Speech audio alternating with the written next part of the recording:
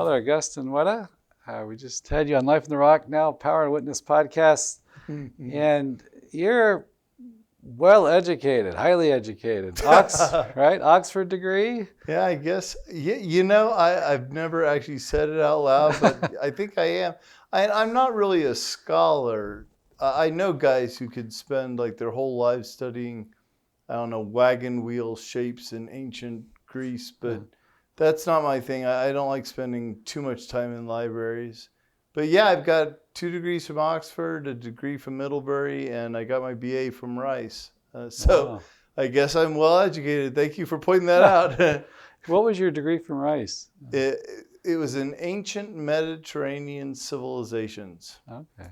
In fact, I got to tell you, my first job coming out of college was waiting tables. And I interviewed with the maitre d', and she said, "Oh my goodness, a degree in ancient civilizations from Rice? What do you do with that?" Just kind of looked at her. I was like, "You got the water? I'm waiting tables, busboy." Yeah. But I did get a chance. I was really lucky that I got a chance to be on 2 digs. One in the Roman Forum of all places, at the Temple of the Vestals. And I also dug in the Agora at Rome. In fact, I dug exactly the 1st century AD layer where St. Paul had given his famous sermon. So I still have a can of dirt from the 1st century layer that he may well have walked on. I'll sneak some to you later. What was your degree at Middlebury? English. We have plenty of theology teachers at my high school because we've got plenty of monks, but we didn't have so many teachers of English. And frankly, like I said, I prefer to write. I was complaining to a writer friend the other day because I've become famous as a self-help author. And he said, "Oh, you poor baby, you're a famous author for the wrong reason. Why don't I cry into your soup for you?" But what I'd really love to be known for is as a novelist. And I wrote a book called The Eighth Arrow, which I recommend you buy 7 copies of under different people's names. You can write reviews on Amazon. Starring Odysseus as a soul that wants to fight his way out of Dante's hell. But yeah, my background is in archaeology, and that was my first sort of academic love until I realized that it's not all sort of digging and climbing through ancient ruins and running away from booby traps. In fact, most of what an archaeologist does is in the basement of a library somewhere. That's actually a line from the movies, right? Indiana Jones, he says something like that. Does he? Oh, well, yeah, and he's right, because it was just way too boring for me. I have trouble sitting still. And what were your degrees from Oxford? What were they? Theology. Though really they should have called it either heresy or religious studies, because it was more sort of the science of religion. There was nothing I could really use in a sermon, but lots of great stuff on the origins of the texts. And Oxford was just a dream. You know, I was telling one of the folks in the office about that I would do my homework in the same place where Alexander Pope wrote his translation of the Iliad. And I'd have a beer occasionally at the pub where Shakespeare performed his first play. And that it really does kind of get you thinking in deep and wonderful ways. It's not real life, but it's great. And of course, that's where I met Walter Hooper, who was C.S. Lewis's secretary. And I got a funny story for you, which is that when he's a convert to Catholicism, you know, and he's best friends with Priscilla Tolkien, or was. God bless him, he died 2 years ago. But when I got ordained, he came to me and he said, "What can I buy you as a gift?" And I said, "Nothing, because I don't own anything. But I'll tell you what you can give me. I want something that belonged to C.S. Lewis. And tell Priscilla, I don't want anything cruddy either. I want something that belonged to her dad, too." And so if you ever come visit me in St. Louis, I will show you C.S. Lewis's pipe holder and J.R.R. Tolkien's scarf, which were both given to me on my ordination. Oh, wow. Insofar as I have anything, those are the two things I really treasure. Wow. Couldn't live without it. The sun also rises, right? Ah, yes. Good old brother Ed gave me a signed copy of The Sun Also Rises. Wow. Though I gave that to the abbot. It's somewhere in our archives. Wow. And you studied under Wynandy, right? Oh, yeah. And I've got a great story about him, too. He taught me patristics. He's a great man, really a wise man. And I remember I was trying to keep all the different guys straight, where is Augustine on the one hand and Pelagius on the other hand. And I made this list with all the good guys in green on the right side and all the heretics in red on the left side. But I couldn't figure out where to put Origen, because is he a heretic or is he a good guy? And I went into his office because he was tutoring me, and I said, "All right, Father, where do I put Origen?" And he said, "Is that what I think it is?" I said, "Yeah." I said, "These are the good guys, these are the bad guys." He took it over. He said, "How long did you spend on this?" I was like, "Oh, I've been working on it for 3 days." He tore it up and threw it in the trash. And he said, "Look, they are all good guys until they disobey. Until then, they're just progressive thinkers. There's nothing wrong with having a heretical thought so long as you submit it in obedience to the church." He's like, Pelagius is only a heretic once he follows his own will against his superiors. And I've thought of that a lot, particularly because it's easy to tell, your friends, as a cleric, as a Roman Catholic priest, you hear some bad sermons sometimes and you disagree with guys and you have these arguments and you think, well, that guy's a heretic. But that's not our job, I probably shouldn't tell this story, but we had a monk, we have a monk in our monastery who was very much in favor of women's ordination. And he and I fought like dogs over this. And he had published some articles and he wanted to write a book. And but then John Paul II came out and said, stop talking about it. And I didn't realize until like a year later that the day John Paul II said, stop talking about it, he took it all and threw it away. Wow. Wow. And so it wasn't until I realized he had done that he and I became started to get over our differences, because, who cares how stupid your thoughts are if you're obedient, Right. As far as I'm concerned, there's no such thing anymore as liberal and conservative. There's just obedient and disobedient. And this was, for as many weaknesses, this is a faithful monk. He's an obedient monk. When the Pope said, shut up, he zipped it, man. That's great. Now, what is I've been at you gave a wonderful employee retreat here, and I thought about your literary background, that it just seemed like, and I've noticed this in other priests that were had a literary background, that they have a sense of dramatic speech. They know what elements to bring forth, what details to tell. And then part of it is, you do too many details, you overwhelm the person. You just get the right amount, and then it makes the story dramatic. It's a sense of story, right, of tragedy and things. And do you recognize that, or is that something? Does that come from the literary stuff, or is that? I think so. Though I also think it's somewhat cultural. My family, I was talking with a guy just recently who's a convert from Judaism, and his family sounded more like my family than most Catholic families do. That he said, over dinner we would just argue. That was how we related. Someone would come up with some stupid idea, propose it as an absolute truth, and then we'd all fight, and that was fun. Right. And my mother is an art historian and an artist. My father is a historian. He's written books on Abraham Lincoln and the Civil War.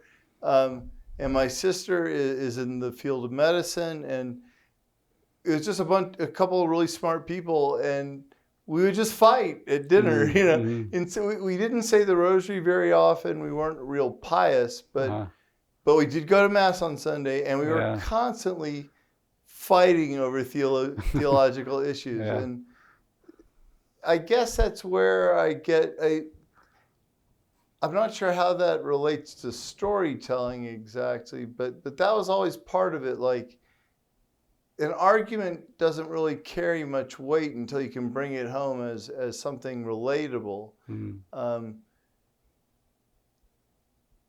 So the arguments were often peppered with stories calculated to draw out, you know, emotion or anger, or foolishness or whatever. Yeah. But my father's a great storyteller. I think, though, you know, I wonder if maybe the key to great storytelling isn't just plain old enthusiasm. Mm. I worked as a professional juggler for a long time. And one of my mentors growing up was a magician who went by the name Timothy Finger, which was just a singularly creepy name.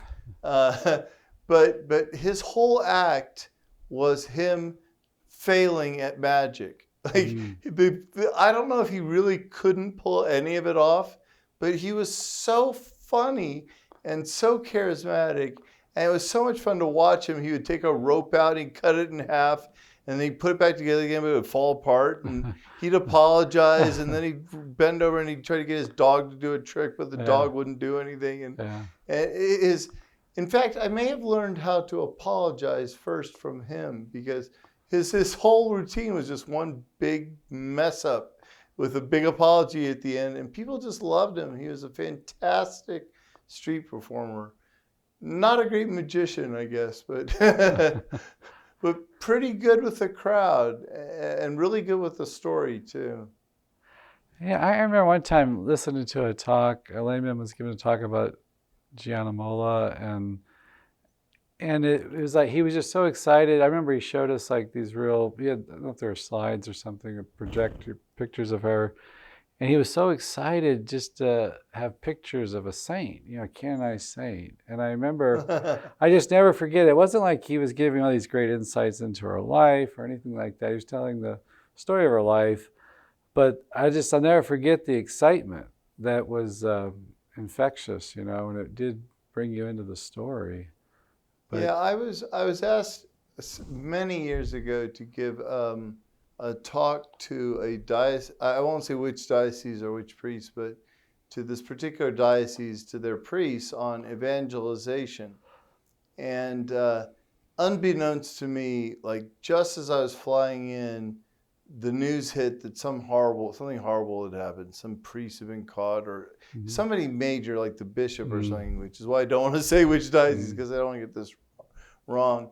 But I showed up with all my jokes and stories, right, Mr. Funny, trying to get them all riled up, and they were just depressed. You know, all 300 of these priests were just sitting there like bumps on a log, and I was like, "What am I doing wrong?" And but you know, I did my whole talk about evangelization, and finally I opened up for questions, and one of these poor guys raises his hand, and I said, "Yes, you, sir." And he said, "I don't see how you can really preach to us about evangelization." He goes, "We've had the rug ripped out from under us. Like, I don't have any authority." He said, "I just spent the last 30 years of my life trying to earn the people of the trust of the people of my diocese, and now it's all evaporated. Just 6 hours is all it took to destroy my entire ministry."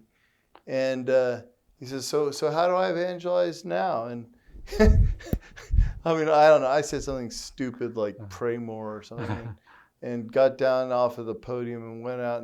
But I was walking down the stairs of the cathedral, and there are these kids out in front skating on the steps. They were doing grinds on the cathedral steps, and one of them had green hair, I remember. And I don't know if they read the news or whatever, but he screeches up to me and like sprays me with gravel, and he goes, "Hey, what the heck are you?" Except he didn't say heck, and I won't repeat it on your podcast, the word he used. But I guess I was thinking about my failure or something. I wasn't really paying attention, so I just looked at him and I looked at his hair and I said, I'm a monk. What the heck are you? Except I didn't say heck either, actually. Yeah. And then he kind of looked a little taken back. He goes, well, I'm a punk. What do monks do? And I said, well, monks pray. What do punks do? And he goes, well, we pray. And I said, well, pray for me then, punk. He goes, well, pray for me then, monk. He speaks up, and I'm like, what just happened? Like, but all of a sudden, it like came to me sort of in a flash, and I ran back into the cathedral, and I remember I pushed the speaker off of the podium, and I said, guys, I got it. Like, you're right. We can't be funnier or cleverer or sexier or louder or cooler than the opposition. They've got us cornered, right? But here's what we do have. We have joy, right? Even when the hour is darkest, like even when we're miserable, on some level there's this joy that we have that the enemy will never have. And we have that, and we have silence, and we have the truth. And we cannot be beat on any of those three levels. So no, you're right. We can't outshout the opposition, but we can be quiet. We can listen when they won't. And then we can propose the truth when we're asked. But those three things, I think, will conquer the world. You know. Did that resonate with them, you think? Yeah, it saved my hide. Yeah, all of a sudden they were crying, and and they clapped, and Wow. But again, that's when something like that happens, it isn't me. That's the Holy Spirit. It was really that kid with the green hair who had the gall and the guts to challenge me, right? To draw out of me. Man, I wish I knew who that kid was.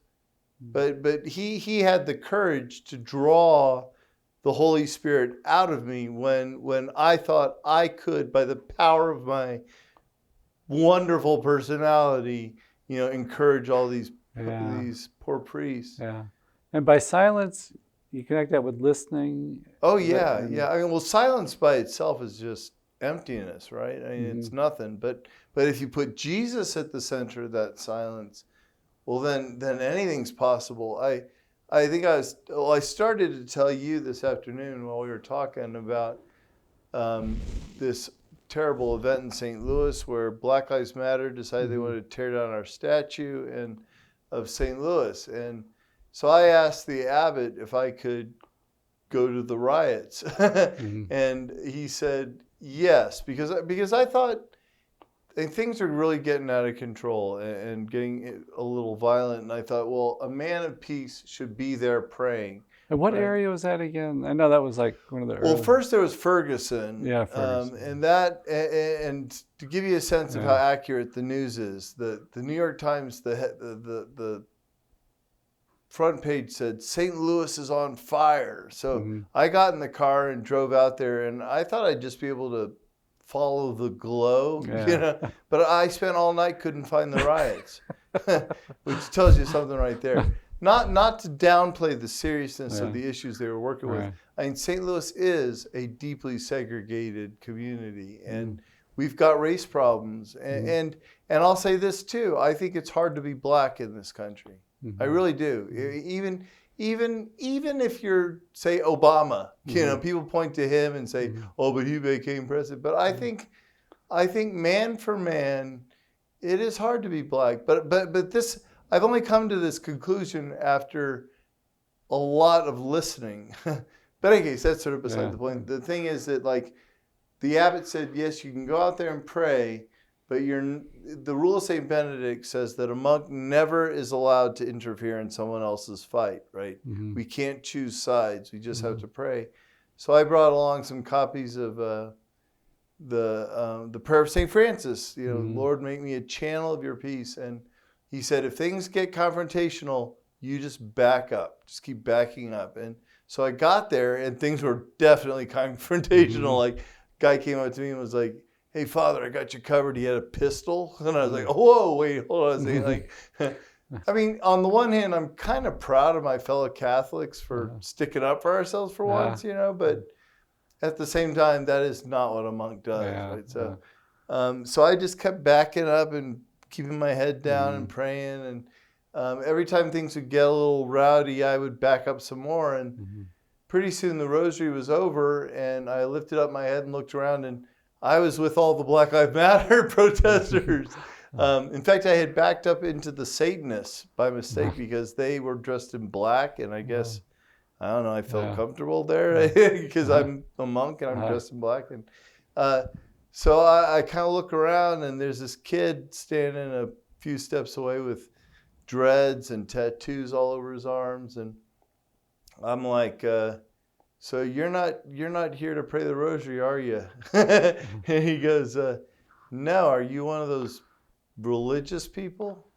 And I looked at him and I said, well, a man can't go out dressed in a hoodie anymore without getting judged. Yeah. And luckily he thought it was funny. But we got to talking, and again, like I'm not a big fan of Black Lives Matter personally. In fact, I might even say I was an enemy of Black Lives Matter at the time.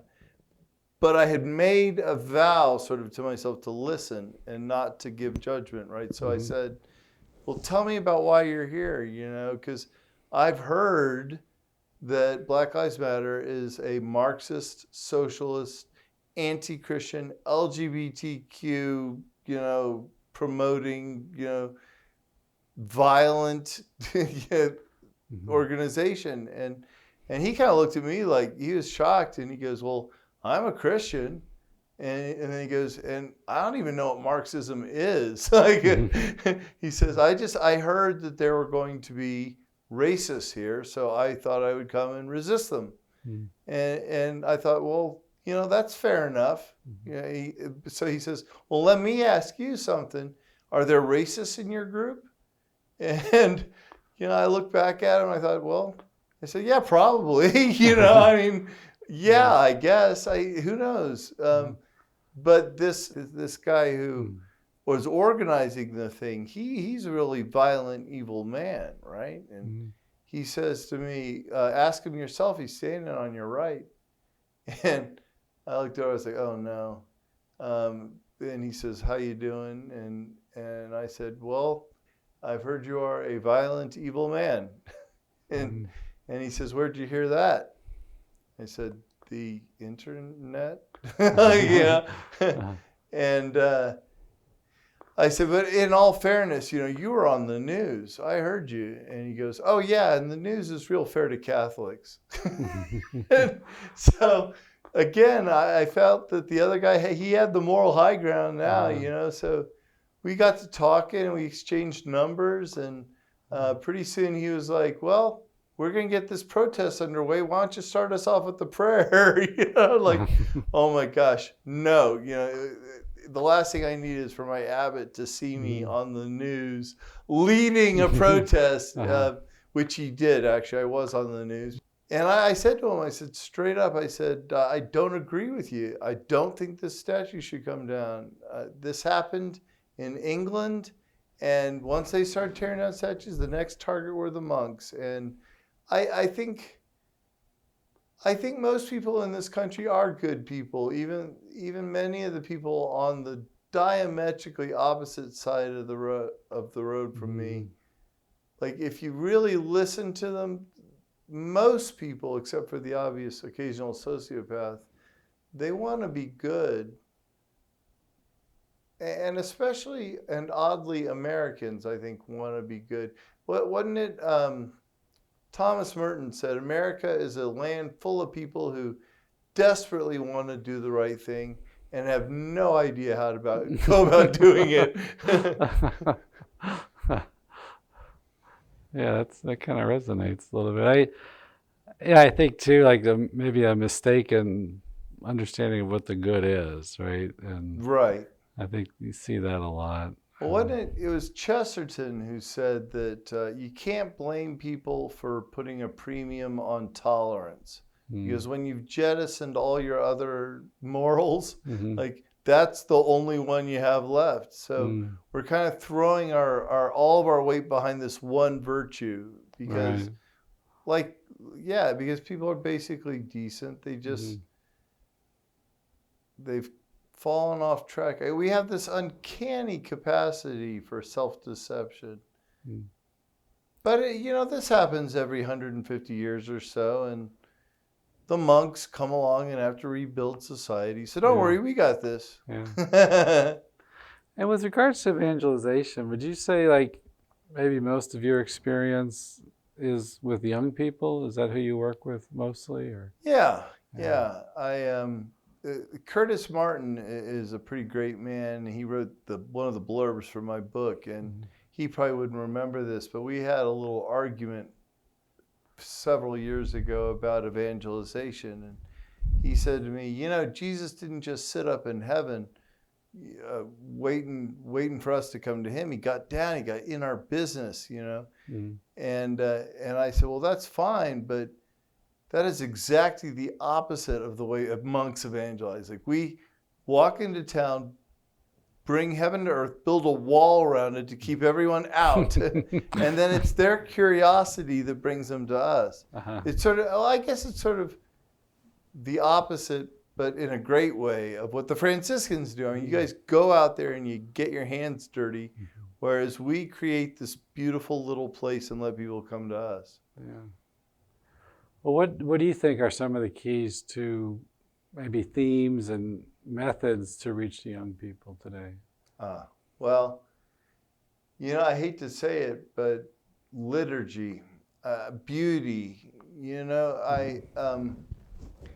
they're so visual, so sensory, that I think oddly that it's a lot of the things that we jettisoned back in the 60s because I think they were, or they may have been doing harm, I don't know, but they reminded people of oppression or something, and maybe they needed to get rid of it, but a lot of that stuff is going to have to come back if we want to evangelize this next generation, because what they want, I know that what they want is something that reminds them that they're part of an organization that's bigger and older than themselves. Like, it's things like Latin in the liturgy are really important to them. And I say the old Mass, for example, and I love it. I think it's beautiful, but I'm not convinced that it's necessarily the future of the church, right? As a lot of my traditionalist friends are.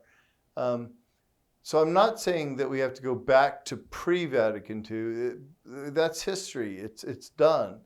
But we do need to provide these kids with more than just love. And that maybe that sounds cynical, but they need beauty too. They need antiquity. They need nobility.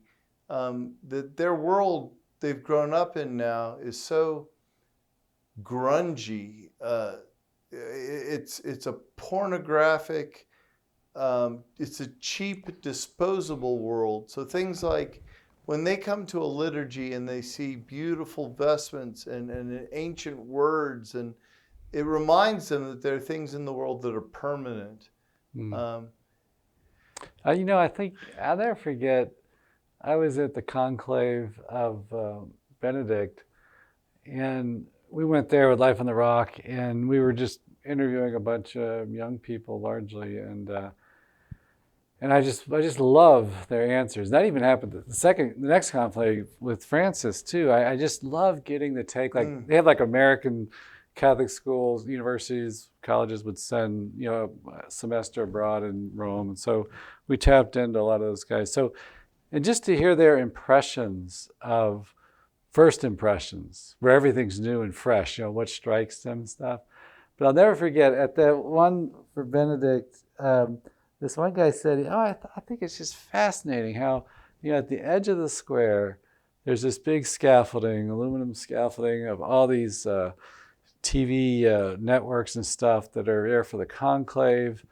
and he hadn't had a conclave, 27 years or something, right? So this was like brand new for the world in many ways. And there was like this fascination with the tradition and what's going on in the chapel there, And but this kid said, you see like these parabolic mics and these big fancy cameras, and they're all focused on a little chimney waiting for a smoke signal.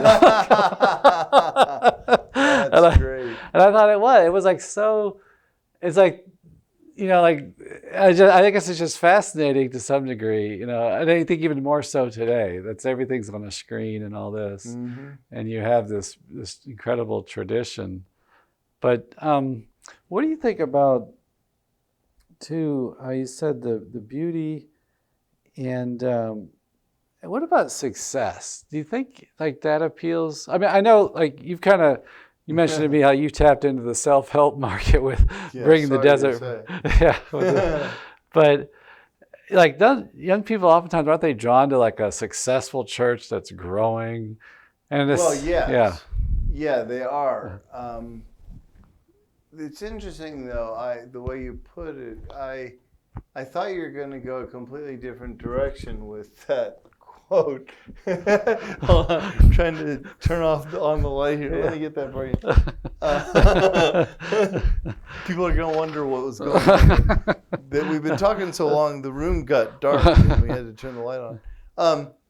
Yes, I do think they're looking for a successful church.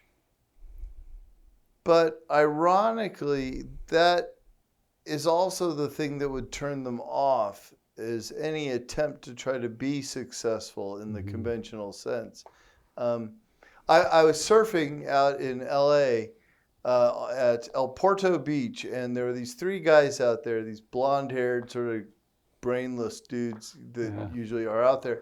And you talk in the lineup in between the sets, and they said, well, what do you do for a living? And I said, you wouldn't believe me if I told you. And they said, sure we would. And I said, well, I'm a Benedictine monk. And they said, oh, that's so cool. We're Antiochian Christians. And I said, what? like, how did that happen?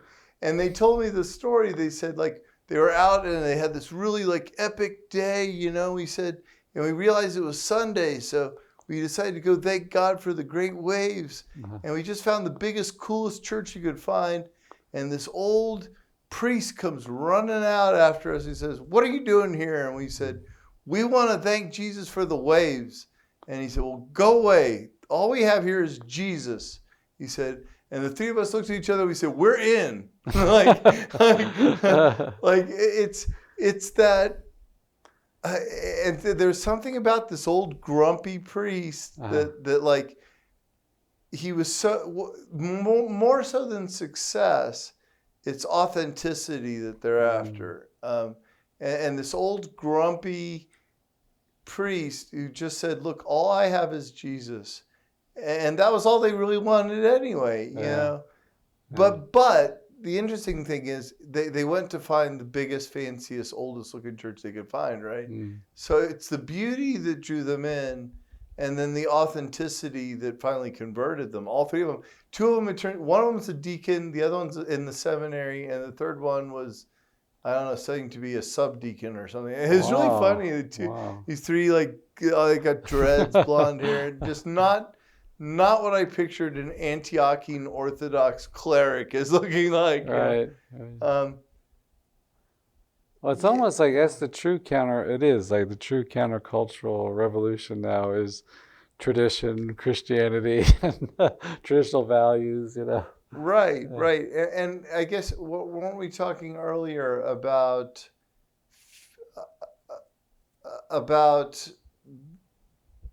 the Bronze Age sense of honor and being able to measure your success, and how today, I in my classical civ class, one of the kids brought into class a rap song by Kendrick Lamar, which I don't recommend to your listeners that they listen to, but it could be Kendrick Lamar. Anyway, it's called Money and Rep, and I said, well, that's it, right? That's stuff and honor, what people say about you and what you have. And And the song starts off like I grew up in Compton, and it was all about money and rep because he was a part of the gang culture, the warrior culture, right? And he says, but I fought my way out, and now I don't live there anymore, and I hang out with movie stars and politicians. And he ends the song with, and now it's all about money and rep. Money and rep. It's quite brilliant, really, So I think that we've got to be able to offer people an alternative to that commodified honor, that we've got to offer them a deeper sense of beauty and honor than what the world has to offer. And of course we have it, all here. It's all in the scriptures. It's all in the tradition of the church. So we have to walk a rather fine line, I guess, between trying to be successful and trying to be faithful and trying to be beautiful without pandering, to the young, because they'll see straight through that too. Yeah. I heard a beautiful story today about, and for World Youth Day, they have he was in prison, he's out of prison now, and he's making these confessionals for one of the confessional locations for World Youth Day. And I didn't read the article, but, it was just like screaming, in prison, liberation and confessional, liberation from sin, this deepest bondage. And it seemed like, I think like the self-help thing that's, I was wondering the other, I remember being in college and reading like a lot of self-help stuff. And now I guess you can find like a lot of productivity apps, time management, life hacks type things. But I went into like a bookstore the other day, and it was like Barnes and Noble, something like that. And there wasn't hardly anything on self-help. It was like, really? Yeah. I was like, what happened? And they had like I was surprised, a bunch of stuff on witchcraft and some weird spirituality stuff. But I don't know if it was just this particular store or something, but I think... Well, it may be that people have just given up on that. You really can't... spoiler alert, my book is in the self-help section, but it's not self-help. It's humility, right? I'm so tired of hearing about self-esteem. That I just can't imagine... John the Baptist saying to himself, you're worth it, buddy. Go out there and follow your dreams, Yeah. So in a sense, my book is more of an anti-self-help book. And maybe that's why it's been so successful. But it seems like maybe is that part of the messaging today, or the evangelization, to speak into that reality of that, we have a culture that's very wounding. We have, divorces, and I've heard it for years, but after working more with some people that came from a family of divorce, I've started to appreciate more of the wounds there, Yeah. And it's like, what does the church have to offer for that? Does that have to be part of the message about how to get over anxiety, depression, addiction, hedonism, Right. Well, self-help books don't often tell you much about that, do they? I guess, it's funny. I went through my own crisis a few years ago of confidence in my community, confidence in the church, and I was talking to a monk of another community, actually, because I was thinking of leaving. I was going to, well, not break my vows, but transfer them somewhere else. And he said to me, if you got to do it, you got to do it, I guess. But haven't your students dealt with enough instability? He's like, their own worlds are so chaotic. Like, do you really want to add to that? Like, there might be a value in you just sticking around. Like, even if you're in the wrong place, like maybe you ought to just be there. That sounds so Desert Father-y. Yeah, doesn't it? I hadn't thought of that, but you're right. That is like... Just go back to your cell and shut up. And don't leave, right? Yeah, it's true. And I'm getting a little choked up right now thinking about it because I came so close to ruining all that, you know. There's something about the joy of fidelity, right? I think John Paul II wrote about that. Yeah, I ought to look that up. I mean, I just personally, I don't know. I experience it more as the tedium of fidelity. Well, you know what it's like. You just came off of a 10-year stint as superior. Six. 6 years. Golly, I just can't imagine it, the poor guy. But it's, yeah. I mean, maybe these vows aren't for me. Maybe they're for my students. You know, maybe they're for the monastery itself. Well, go ahead. I think the big thing there is like, if we, just to get out of our own heads. Yeah. I mean, we just get so much in our heads, and if somebody shakes us and say, "Hey, think about this other person in your life," there's like this big liberation. There's a sense of peace. It seems like all the complexity and everything, and the worry, and the kind of am I going to be happy with this or that, or trying to assemble our life that'll be the perfect life for us. It's exhausting, right? Yeah. Just relax and be imperfect. And think about somebody else. That's a good point. A friend of mine mentioned that the other day, that I was commenting to him about feeling some awkwardness in some conversations and everything. I said, I kept hitting up against this wall, and the guy, he said, he just commented how in a time in his life, he was just so self-centered. And it hit me as like, well, Mark, maybe in the conversation, if you start paying attention to the other person, or maybe saying something that you really think helps them, and it's like you can have some peace. Or how about not saying anything at all and just finally listening to them? You know what I mean? Right.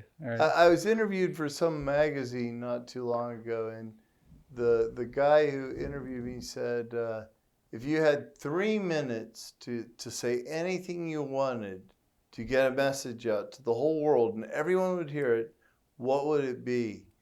And I think I kind of shocked him because I said, I didn't even have to think about it. I just said, you know what I'd do for 3 minutes? I would shut up. Like, I would give people 3 minutes of silence, right? They can just, and I said, and I think that's going to do way more for the world than anything else I could tell. Yeah. Well, what you were saying reminded me, I just recently said a wedding, and I don't do many weddings because I don't marry anyone who's living together, so I usually don't hear back from them. But this couple, they were really on board. They were just a wonderful couple of kids, but I married her to the wrong man by mistake, actually, at one point, because her fiance was named Aiden, but the best man was named Alban. So I said, do you, Katie, take Alban to be your husband? She goes, no! I looked around and everybody laughed. And it suddenly occurred to me, I said to her, look, the reason you're taking these vows is because eventually one of you is going to want out. Like you're going to wake up some morning, look over and say, oh my God, what have I done? And that's why you took the vows, right? If we were all just in love all of our lives, you wouldn't need the vows, right? The whole point is to keep you together even when you don't want to be. And that was sort of, I didn't realize it, but I think I was preaching to myself at that moment, because it's one thing to be in love, with all the cushy marshmallows and candy canes and unicorns.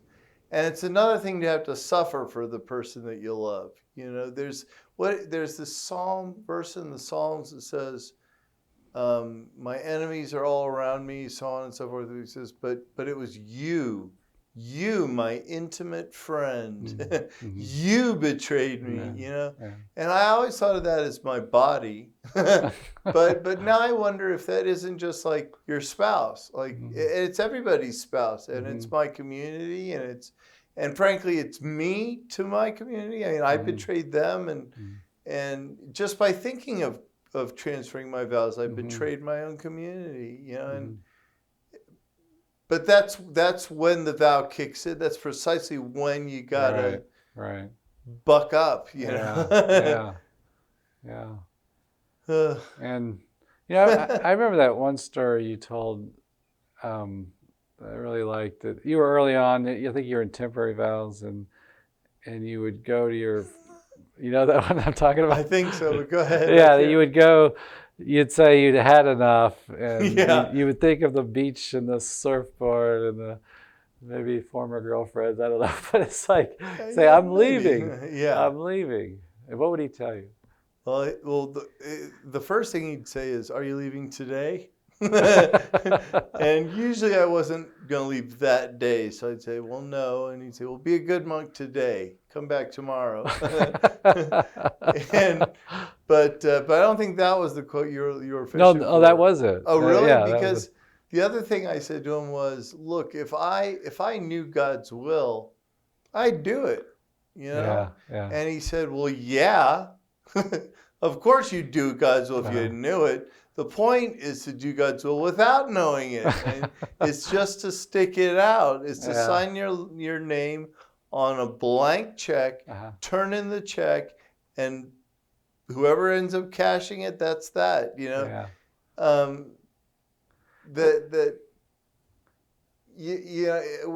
We all kind of wish we had had a St. Paul experience where God says, do this, you're going the wrong direction, or Balaam's ass, where the ass finally turns around and says, all right, I'm not going there. Turn around, you're not doing the will of God.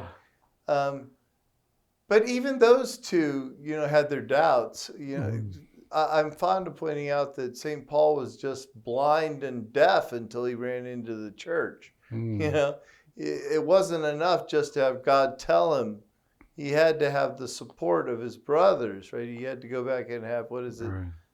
Ananias, is it? I think so, yeah. Cure him. Until then, he's just bungling along, trying to find his own way. And it's really, it's as a part of a community, and a stable community at that, that we find God. Yeah. Yeah, it seems like some of the themes you've hit upon here are like, just staying in the moment, the present moment, and service. Getting out of ourselves, thinking of the others. And I remember Father Pablo Straub one time. He did a lot of great programming on the network here, and he gave us a wonderful retreat. And I remember he said he told a guy, I think he told the guy one time, he said, the guy, he said, why don't you pray instead and ask for maybe a vocation that someone else didn't want? Maybe you don't have, maybe you don't have a vocation in the priesthood. You really want to do this. Ask God that he could have one of the vocations that somebody else threw away. And I don't know, for some reason that just hit me so powerfully when he said that, even though it probably didn't work that way. But it's like, I thought. Well, I don't know. It's hard to know how God works. I was thinking of my Parkinson's, right? And people say, you're handling it so well, but I mean, do I have a choice, really? And besides that, like, I would much rather that I had Parkinson's than that my niece had it, right? And how many mothers in the history of the world have said to God, "Give me the pain," right? And if I maybe somehow in the kind of divine algebra, like I was allowed to take this instead of Rachel, you know? Right. And so. What would be the use of complaining for ending up with the disease I asked for, It's just so hard or just so meaningless to try to postpone your suffering. Or we have an old monk who says, Father Rafe is his name. He was just recently sat on by a horse, the poor guy. He's 80-something years old, and this horse sat on him, rolled over him, dragged him around a corral, and then sat on him again.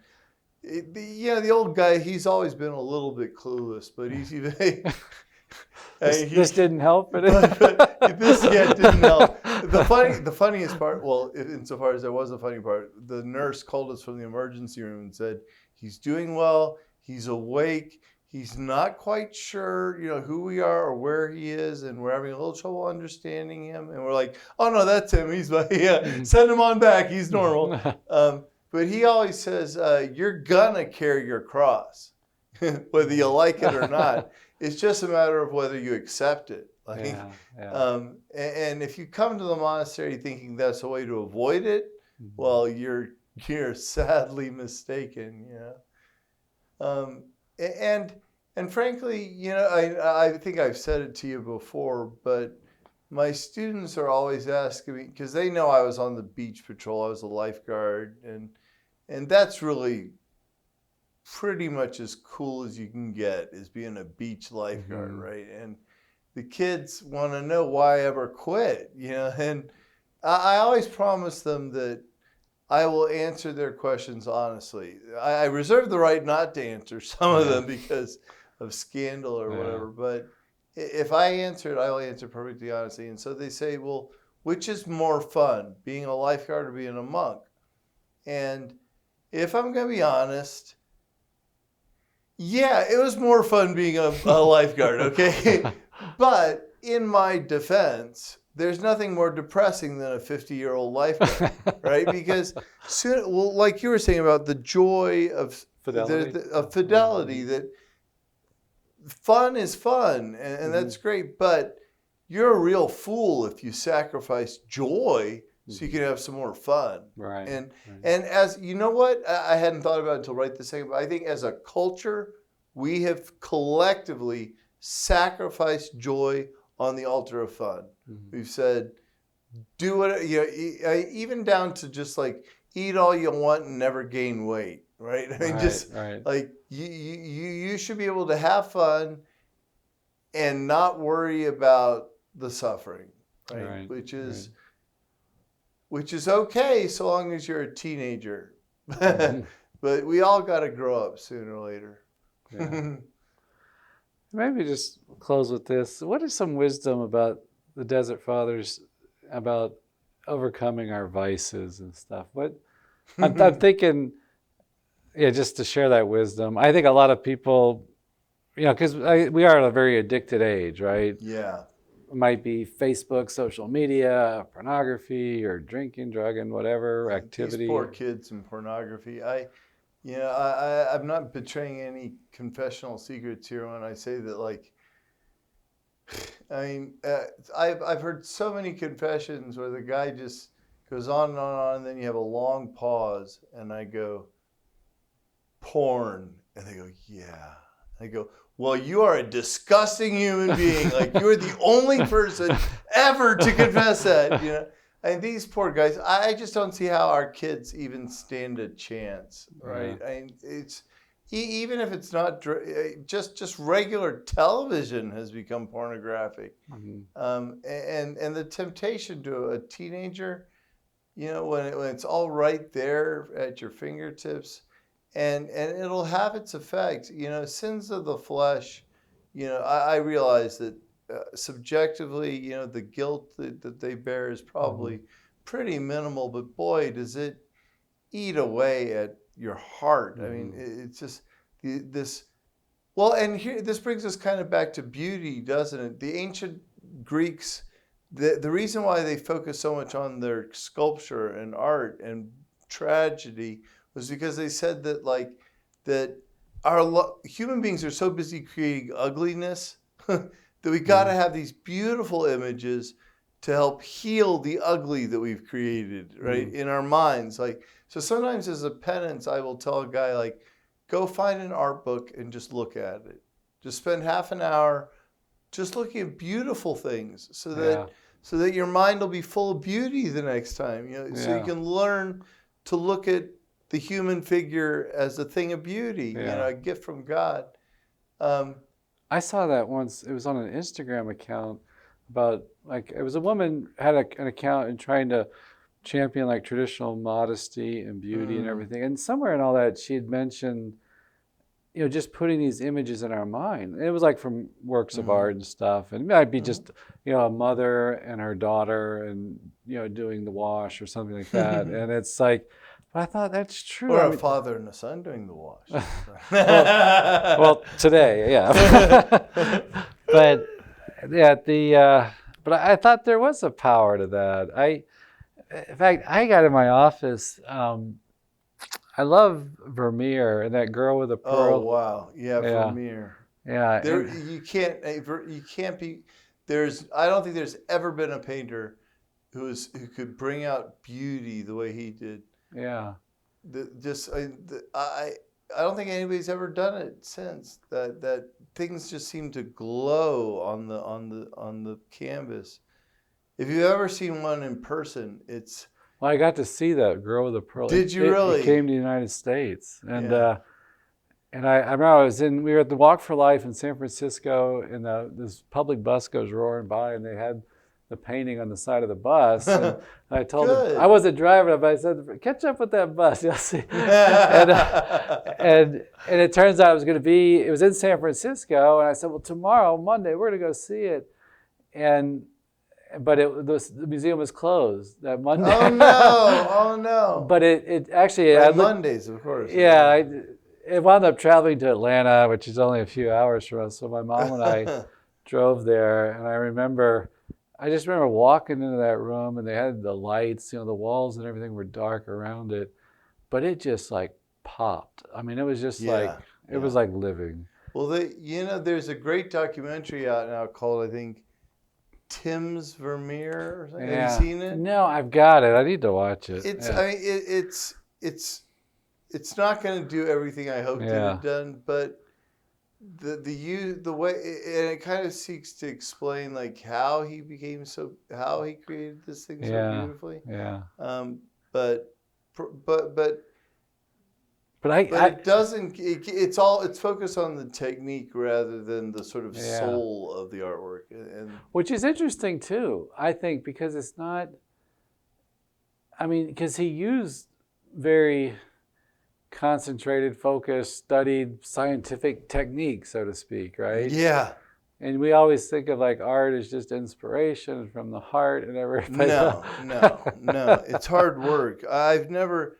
I think what Van Gogh did the art world a terrible disservice, because everybody thinks you got to cut your ear off to be a great artist. But I've grown up around artists and really good ones, and to a man or woman, they have been the most disciplined, hardworking, down-to-earth people. Like the idea of the sort of crazy, wild-eyed artist, like searching for inspiration. It's about just putting in the hours. Like anybody who plays an instrument or paints or writes will just say that you just gotta, or juggles or does magic or whatever. It's about on the street, the jugglers used to talk about what they called the real work, which is just like when you're on stage, you try to make it all seem fluid and beautiful, but the real work is like getting in there and picking up the bowling pins and dropping them and throwing them and dropping and throwing and dropping and throwing and dropping. And like, how do you do the real work? Right. In the magic world, I think it has a slightly different meaning, like that exactly what sleight of hand you use and how well you practice it and things like that. What about like with preaching? Oh, what do you mean? I struggle with that, and like there's like putting in the work and maybe rewrites, practices and all that, or sometimes we have like a noon mass here and we just jump up and you say a few things and. Well, I mean, I think, okay, when you jump up and just say a few things, you can't tell me you hadn't. Those are just things that just suddenly jumped into your mind. Right. Those are things that you've been thinking about for weeks and months, right? Yeah. So. Well, that's what I kind of came to the conclusion. It's like, I see one of the guests on Life in the Rock said this. She was actually an actress, and she said, my father used to always tell me, go to war with what you got, right? and I thought, this is kind of like, and I'm thinking Go to war with what you got. Okay, yes. Yeah, you don't wait for the perfect army or you wait for the perfect situation. Oh, right. You just gotta, and like, so I said, what has the Lord really given me here? Maybe I had these encounters with some people, maybe I read something that struck me, and just, marshal all that. That's what the Lord's giving you. Maybe that's what He wants you to use, and so there's that way, and then there's I don't know, like the technique or the labor of it, you know what I'm saying? Like, yeah, I do, because it's a lot like preaching is a lot like stand-up comedy. I had a brief foray in college and a little while after on that sort of comedy stand-up circuit, and those guys, like, it seems like they're a bunch of screw-ups, but in fact, they work really hard, and what they do is really scary stuff. I mean, there is nothing worse than losing it all. I can tell you from experience, like, that when you tell a joke and it bombs, it is the most horrible experience. And every guy up there every comedian I've ever known was desperately insecure. Like, that's one of them. I remember one of them got heckled, and the person said to him, "You just want my approval," and he goes, "Yes, like, yes, I do. Now get out." Because it's you'd be just amazed at how hard these guys work. Even the like top guys, like a guy like Chris Rock. He spends like the rest of the week he spends in little dive bars trying out material on audiences that hate him, like, and the one or two jokes that come out of that vast. So it all feels. I mean, what was it? They tell a story about Picasso, that he was in a cafe, and this woman recognized him and said, "Oh, Mr. Picasso, I'm such a fan. I would love to buy one of your works." And he said, "Okay." And he drew something on a napkin, handed to her, and he said, "That'll be $5,000. And she said to him, "But you just drew it right now. I watched you." He says, "Yes, that's 5 cents for the napkin and $5,000 for the 20 years it took me to come up with this." That most of, and there was I read a book years ago that I have since lost or given away, and I can't even remember the author, but it's a collection of the worst poetry of the very best poets. And how, like, he says that, like, most of these guys just wrote terrible poems. Like, for every one beautiful work, there was just tons of trash, right? In fact, even Vermeer, I believe, toward the end of his life, one of the reasons why everything he's done is great is because he went around and destroyed all the mediocre works. Like, later, toward the end of his life, I think it's Vermeer, it's one of those guys, went around and bought back all of his mediocre artwork so he could destroy it. Wow. I heard this interview with a guy, I didn't read the book, but he wrote about the "I Have a Dream" speech of Martin Luther King. Yeah.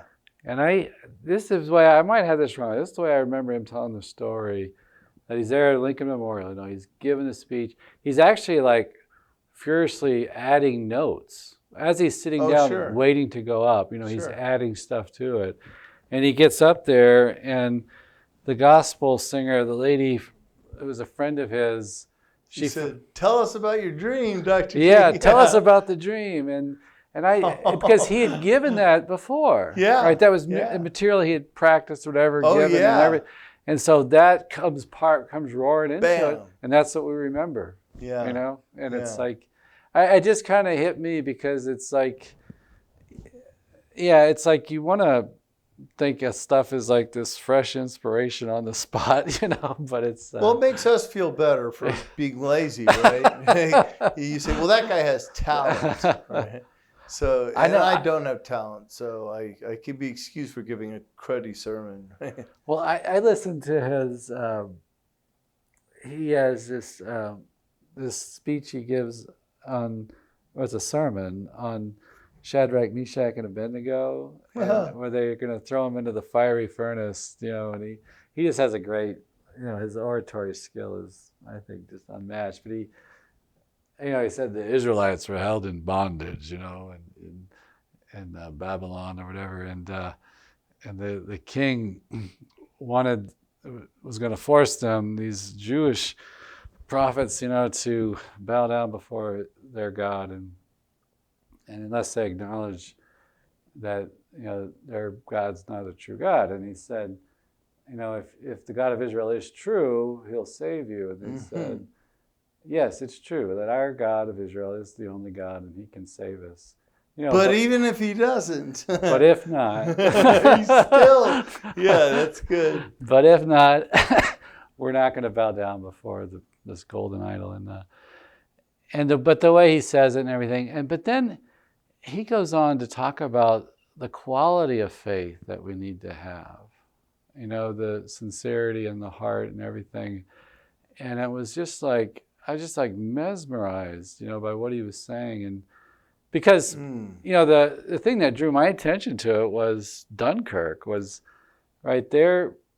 The Allies are held up, they're massed on the beach, right? They're cornered, and they're going to be strafed and everything by the enemy fighter planes. And so they're trying to get them over to England. And so they organized the big layman navy to come rescue them. But before that really happened, the naval commander is calling back to England, and he just tells them, he's given the status report, and he said, we hope the relief comes in time, but if not, we're not going to surrender. We're going to keep fighting. Yeah. And I thought, they totally missed that in the movie. But it was some other preacher that said that phrase meant something to a biblical culture, right? If you said that in America, nobody knows what that means. Yeah. But that was like the key thing that he sent back. But even if not, we're not going to surrender. He was making an allusion to that. Yeah.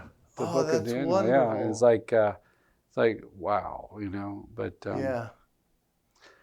let me ask you one other question. Okay, yeah. Well, I've got you, a master of antiquities. I was on a Footprints of St. Paul, and we were in Athens, and seeing the sites like where Paul was and everything. And I remember, we went up to the Parthenon, and then we went down to they have a beautiful, super ultra modern museum at the foot of the Acropolis. And, right. Yeah, and I remember watching this film there, and they said, they talked about all the technique that was used in, like perspective and the entasis of the pillars, and like there was just so perfect. Yeah, it's like these lines that you thought were straight were actually bowed or curved or all this stuff. And I just remember they said one line in there, said it's a living, I don't know if they said living building, but it's a living thing. Mm-hmm.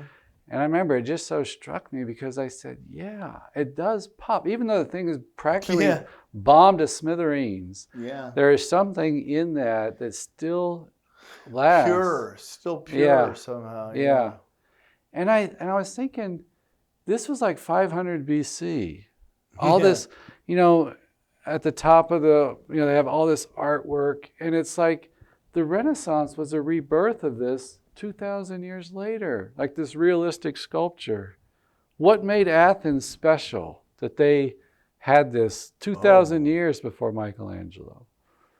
Well, I don't think they were special. And I don't think the Renaissance was a rebirth either. I'm with G.K. Chesterton on this, that I think what happened during the so-called Dark Ages was that they had to abandon that for a time, like fasting. Food is good, and when you have a good meal after a long fast, it tastes wonderful.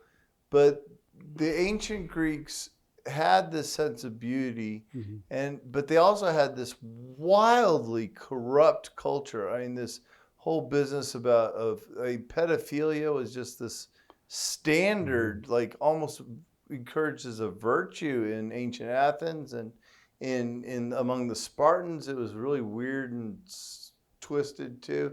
And then and then the Romans took that and just turned it into all kinds of weird stuff. So that when the Christians came along, they said, look, we have to put aside that beauty for a while, I think. I mean, I don't, this is my own, no, it's not my theory. It's history. But they rejected, they couldn't keep a statue of Venus and not look at it with lust. Right. So now I think they went a little overboard, but thanks to the monks, we saved some of that stuff for later.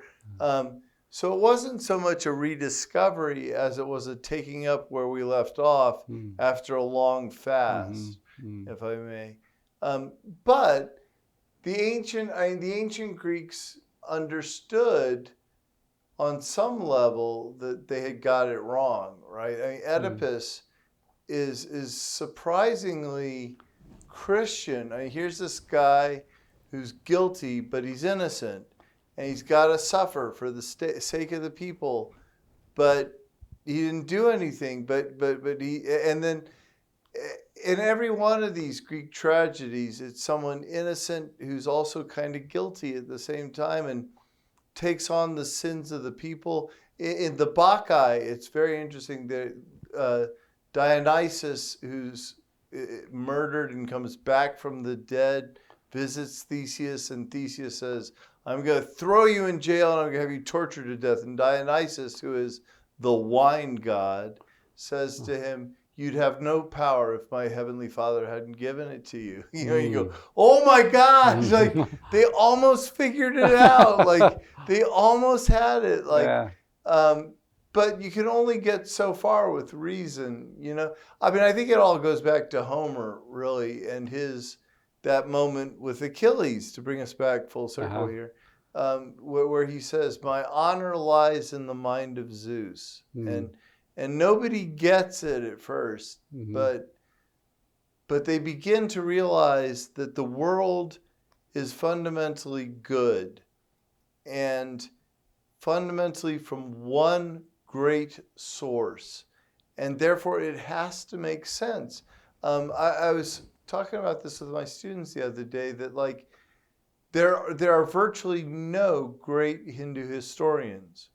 Why? Because for Hinduism, history is a cycle that repeats itself. Why bother? It's all going to happen again anyway, right? Oh, and really, it's in the West that we have all the great scientific discoveries, because we can't just say, Inshallah, like God wills it. You know, 3 million people die, it's because God just didn't care about them or didn't or whatever. Because to the ancient Greeks first, but then the Christians inherit this tradition. God is good. God is truth. And therefore, if 3 million people die in a mudslide, we've got to understand why that happened. Not just say like, well, God didn't like them, or they didn't offer the sacrifice right, or whatever. Or God created, God can do whatever he wants with it. That's not our God. Our God is good. And I think really, you know, I can go out on a limb here and say that I think only Christianity has a really satisfying answer to that problem of suffering, that God suffers with us. That God is good. He didn't intend for any of this suffering, any of this evil, any of this sadness to happen. And it grieves him in the person of Christ on the cross, just as it grieves us. I don't see how I could make any sense of any of it otherwise than to say, you know, I'm really, really sad, but Jesus is sad with me. Right? God is sad with me. Right. And that, you know, and to bring it back to beauty, he died 2 years or a year ago, I think. Roger Scruton was a great philosopher of beauty, and he said that the purpose of art is to bring us, to accompany us in joy and to console us in grief, to be with us in our grief. So you can have a painting of the beheading of John the Baptist that is beautiful, even though what it's describing is something horrific, right? that somehow you can see through the world and into the heavens. And the Greeks, I mean, they had this great flowering of architecture and stuff because of their religious nature. Were they more religious than other surrounding cultures, or? No, I don't think so. But I mean, really think they seem special, doesn't it? Yeah. Well, but see, the thing is, I think what the Greeks understood that no other pagan culture understood was that they were wrong. I mean, if you look at the Iliad, right? Here are all these gods that are just absurd. I mean, Zeus. My students just love the scene where he tries to seduce his own wife, and he's this bungling idiot. And there's this passage where he says, "Oh, Hera, you're so beautiful. You're more beautiful than that shepherd girl I seduced last week.